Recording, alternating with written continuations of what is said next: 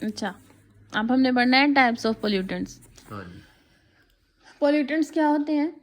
जो उससे पोल्यूशन पैदा करते हैं।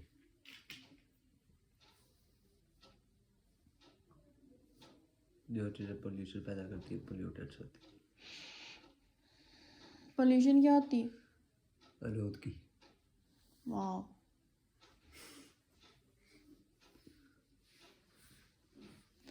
आलूदगी की डेफिनेशन पूछी, मीनिंग नहीं पूछी हमें। जिससे हमें नुकसान पहुंचे या जो सा हमारा एटमॉस्फेयर है उससे भी नुकसान पहुंचे। अब टाइप्स ऑफ पोल्यूटेंट्स हम देखते हैं क्या है। Major air pollutants are classified as primary pollutants and secondary pollutants. अब पोल्यूटेंट्स को ना हमने दो हिस्सों में डिवाइड किया है, एक प्राइमरी और एक सेकेंडरी। प्राइमरी और सेकेंडरी में क्या फ़र्क होगा कि जो फर्स्ट फॉर्म होगी ना उनकी, उसको हमने कह दिया प्राइमरी। अगर वो अपनी फॉर्म को रिएक्ट करके कोई और नई चीज़ भी बना रहे हैं तो उसको कह देंगे सेकेंडरी। ठीक है। जैसे कार्बन डाइऑक्साइड या नाइट्रोजन ऑक्साइड या सल्फ़र ऑक्साइड, ये हम कह देंगे कि प्राइमरी है। अब सल्फ़र ऑक्साइड अगर पानी के साथ मिल जाती है तो सल्फ्यूरिक एसिड बना लेती है, जैसे मैंने आपको कहा था एसिड रेन बन जाती है, तो वो क्या हो गया सेकेंडरी। ऐसे ही है। हाँ जी।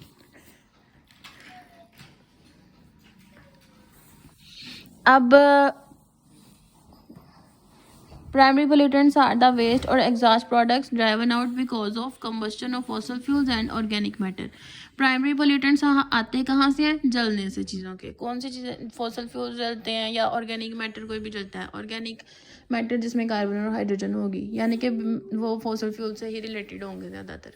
ठीक है। फॉसल फ्यूल्स क्या है? जो जानवरों और पौधों के फॉसल बनती हैं चीज़ें, जैसे कि पेट्रोल और गैस बनता है, हाँ जी। या लकड़ी भी अगर हम जलाएं तो वो क्या है? हमारे ऑर्गेनिक मैटर है। लकड़ी क्या है? Organic matter. कोयला क्या है? Organic matter. तो ये चीज़ें जलने से क्या होता है? पोल्यूटेंट्स पैदा होते हैं। जैसे कि आपने कल कहा था कि धुआं निकल रहा है कुछ चीज़ जलने से, हाँ जी। वो धुआं क्या है? पोल्यूशन है। हाँ जी। और उसमें जो जो ज़रात होंगे, पार्टिकल्स होंगे, उसकी जिन चीज़ों से मिलकर धुआं बना हुआ है वो क्या है? पोल्यूटेंट्स हैं। These are oxides of sulphur और नाइट्रोजन। सल्फर का जो ऑक्साइड है उसको हम क्या कहते हैं? Sulphur dioxide. Nitrogen oxide. Hydrocarbon उसमें हो सकते हैं, अमोनिया हो सकता है, और कंपाउंड्स ऑफ फ्लोरीन हो सकते हैं। सेकेंडरी पोल्यूटेंट्स क्या है? ये जो जलने से पोल्यूटेंट्स निकले हैं, जो प्राइमरी पोल्यूटेंट्स है, वो मिलके कोई किसी चीज़ के साथ कुछ और चीज़ बना देते हैं तो क्या हो जाएंगे? सेकेंडरी। ठीक। फर्स्ट फॉर्म क्या हो रही है? जो जलने से चीज़ों से निकल रहे हैं, और दूसरा जो चीज़ जो जलने से निकले थे उन्होंने रिएक्शन करके कुछ और बना लिया है। सही। अब प्राइमरी पोल्यूटेंट्स के रिएक्शन से ये बनते हैं, जैसे कि सल्फ्यूरिक एसिड सल्फर ऑक्साइड के या सल्फर ट्राईऑक्साइड के मिलने से बन जाएगा। कार्बोनिक एसिड कार्बन डाइऑक्साइड और कार्बन मोनोऑक्साइड के पानी के साथ मिलने से बन जाएगा। नाइट्रिक एसिड नाइट्रोजन ऑक्साइड से बन जाएगा। हाइड्रोफ्लोरिक एसिड या फ्लोरीन के जो कंपाउंड्स हैं उनसे बन जाएगा। ओजोन, परऑक्सी एसिटाइल नाइट्रेट, ये सारे जो क्या हैं? सेकेंडरी पोल्यूटेंट्स हैं। Sources of air pollutants. अब एयर पोल्यूटेंट्स कहाँ से आते हैं? हवा में जो पोल्यूशन है वो कैसे होती है, उनका सोर्स क्या है?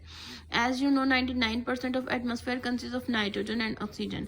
पीछे भी हमने ये बार बार पढ़ा है कि 99% किससे बना हुआ है? नाइट्रोजन और ऑक्सीजन के साथ। Although other gases are minor constituents they can have major effects on our environment. ये पीछे भी मैंने आपको बताया था कि कार्बन डाइऑक्साइड जो है वो थोड़ी सी अमाउंट में है, 0.03% कहीं लिखा होता है, कहीं पे 0.04% लिखा होता है।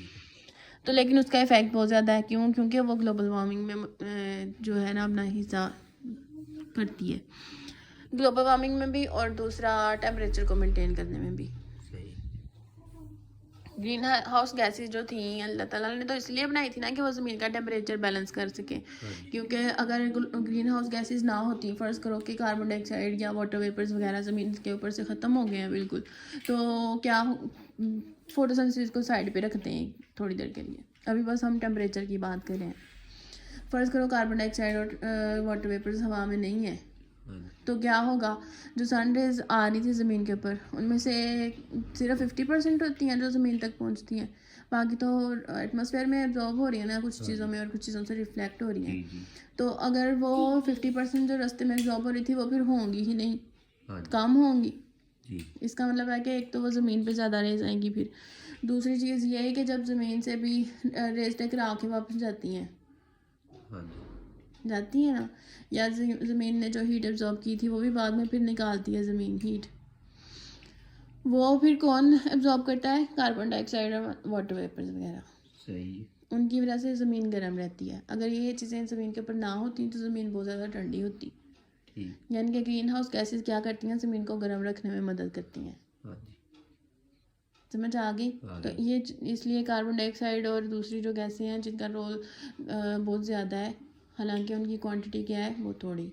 जी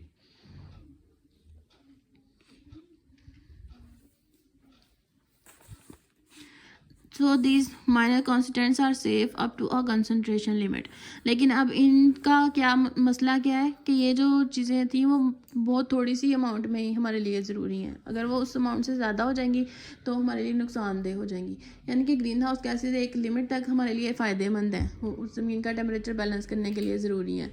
लेकिन अगर वो उस लिमिट से बढ़ जाएंगी तो क्या होना शुरू हो जाएगा? टेम्परेचर भी बढ़ना शुरू हो जाएगा। वो ज़्यादा टेम्परेचर को ज़मीन के अंदर ही पैक रखेंगी। हाँ जी ऐसे ही है, हाँ जी जैसे हॉट पॉट है वो किस लिए बनाया होता है? चीज़ों को गर्म रखने के लिए। जी तो ये फ़र्ज़ कर लो कि ग्रीन हाउस गैसेज जो है ना ये हॉट पॉट का ही काम करती हैं। ये अंदर की हीट जो है उसको बाहर नहीं निकलने देती। तो सही। ज़मीन जितना हीट हो गई है, ग्रीन हाउस गैसेज क्या करती हैं? उसको उतना ही गर्म रखती हैं। उससे निकलती है हीट, लेकिन Aahista Aahista slowly slowly slowly उतनी भीड़ आ जाती है। सही। सबसे लो टेम्परेचर किस टाइम होता है दिन के? सुबह क्यों? क्योंकि रात को जब सूरज नहीं होता है हम्म, तो वो वैसे तो फिर ठंड होती है। फिर जब सुबह होती है तब सूरज वही पूरा नहीं निकला होता है, इसलिए तो रात को सुबह वाले टाइम से ज़्यादा होती है। रात को हाँ, ज़्यादा फिर होती है। सुबह। हाँ जी अच्छा, सुबह को सूरज निकलने से पहले सबसे ज़्यादा ठंड होती है, हाँ जी क्योंकि शाम तक मगरिब तक तो सूरज होता है, हाँ जी हीट आ रही है। अब जितनी हीट ज़मीन ने ली है वो खत्म वो हो आहिस्ता जाएगी। आहिस्ता नहीं निकलनी। हाँ जी वो निकली तो जाएगी। वो तो वो सुबह सुबह के टाइम पे सबसे लोएस्ट टेम्परेचर होता है जी सूरज निकलने से पहले। हाँ जी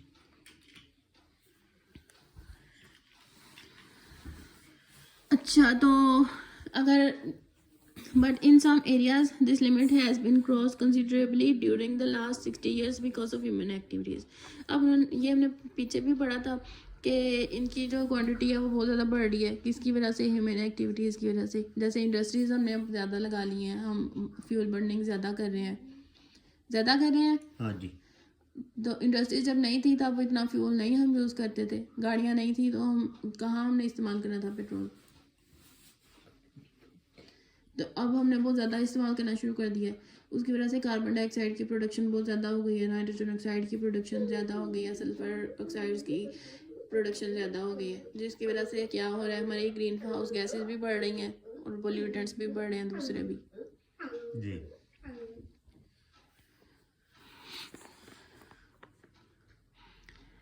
अब ये उन्होंने डिवाइड करके बताए हैं मुख्तलिफ पार्ट्स में, oxides of carbon dioxide and carbon monoxide, कि जो हम फ्यूल्स जो भी बर्न करते हैं जो भी चीज़, उसमें कार्बन डाइऑक्साइड तो पैदा होती ही है ना, और तो दूसरी चीज़ कार्बन मोनोऑक्साइड। अगर ऑक्सीजन एक्सेस अमाउंट में है, यानी कि काफ़ी ज़्यादा मिकदार है ऑक्सीजन की हवा में, तो क्या पैदा होगा? Carbon dioxide. और जब जहाँ ऑक्सीजन को कम मिल रही होगी वहाँ क्या पैदा हो रहा होगा? Carbon monoxide.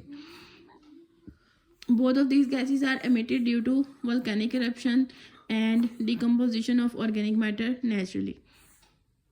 एक तो वोल्केनिक eruption जब होती है, यानी कि आतिशबाज़ फटते हैं, उनमें से लावा निकलता है, वो भी तो चीज़ें जल ही रही होती हैं ना, उनमें भी कार्बन डाइऑक्साइड निकलती है। उसके अलावा डिकम्पोजिशन ऑफ ऑर्गेनिक मैटर भी क्या चीज़ें होती हैं? फ़र्ज़ करो आपने खाना जो खाया आपने, तो खाना आपने यूज़ किया, तब हमारे अंदर ऑक्सीजन कार्बन डाइऑक्साइड कहाँ से निकलती है? वो खाने की बर्निंग हो रही होती है। खाना हमने खाया, उसको हज़म किया, उससे हमें एनर्जी मिली और कार्बन डाइऑक्साइड हमने क्या कर दी? रिलीज़ कर दी। ऐसे ही है। तो अब जैसे प्लांट है, उनको जलाया हमने लकड़ी को, तो लकड़ी के जलने से क्या बना? कार्बन डाइऑक्साइड, हीट मिल गई हमें और कार्बन डाइऑक्साइड निकल गया। हाँ जी ऐसे ही है। हाँ जी। तो अब वही प्लांट या एनिमल जो है उनको, उनकी जब डिकम्पोजिशन होती है, यानी कि लिविंग, जब मर जाते हैं प्लांट्स या एनिमल या इंसान या कोई भी जिंदा जानदार, तो माइक्रो ऑर्गेनिज्म उनको तोड़ते फोड़ते हैं, छोटे हिस्सों में डिवाइड करते हैं ना। हाँ जी। तो तब भी असल में वो बॉडी क्या है, ऑर्गेनिक मैटर से हाँ बनी जी। है, तो उसमें से भी क्या निकलेगा, कार्बन डाइऑक्साइड। तो एक तो नेचुरली इन दो चीज़ों से निकलती है कार्बन डाइऑक्साइड, किससे, वोल्केनिक इरप्शन से, और दूसरा ऑर्गेनिक मैटर की डिकम्पोजिशन से। सही। However, the major source for the emission of these gases is the combustion of fossil fuel. दूसरी उसके बाद आर्टिफिशियली हम सबसे ज़्यादा कहाँ से कार्बन डाइऑक्साइड रिलीज़ कर रहे हैं, फॉसिल फ्यूल्स की कंबस्टन से, यानी कि उनको जलाने से। वो किसी भी फॉर्म में हो सकता है, हम कोयला जलाते हैं, लकड़ी जलाते हैं, गैस जलाते हैं, नेचुरल गैस, गाड़ियों में पेट्रोल जलाते हैं, इंडस्ट्रीज़ में डीजल वगैरह या जो भी चीज़ें इस्तेमाल करते हैं फॉसिल फ्यूल से बनी हुई, उनसे क्या बनता है, carbon dioxide and carbon monoxide. ठीक है। उसके बाद तीसरी चीज़ उन्होंने बताई है, forest fires and burning of would also emit carbon dioxide and carbon monoxide.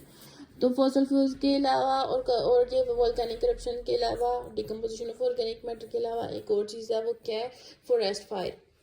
ये जंगलों में जो आग लग जाती है। अब जंगलों में आग लग जाती है, वो छोटे लेवल पे नहीं लगती, पूरा का पूरा जंगल जल जाता है, और उसमें कितने सारे दरख्त होते हैं, तो उन सब से क्या बनेगा, कार्बन डाइऑक्साइड और कार्बन मोनोऑक्साइड। वो आग कैसे लग जाती है, कैसे?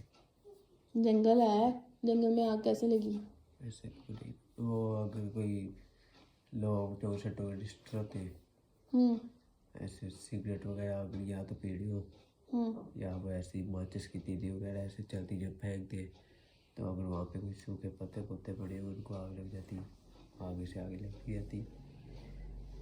या जो से तारे, अगर वहाँ से तारे गुजर रही हो, इलेक्ट्रिक वायर्स, उनके अंदर शॉर्ट सर्किट हो, तो वहाँ जो सब टाका सब करता है, उससे लग सकती है आग। आसमान में बिजली भी गिर जाती है, वो बिजली भी गिर जाती है, उससे भी लग जाती है। उससे भी लग जाती है। अच्छा, तो उसकी वजह से भी क्या होता है, कार्बन डाइऑक्साइड और कार्बन मोनोऑक्साइड निकलती हैं। हाँ जी।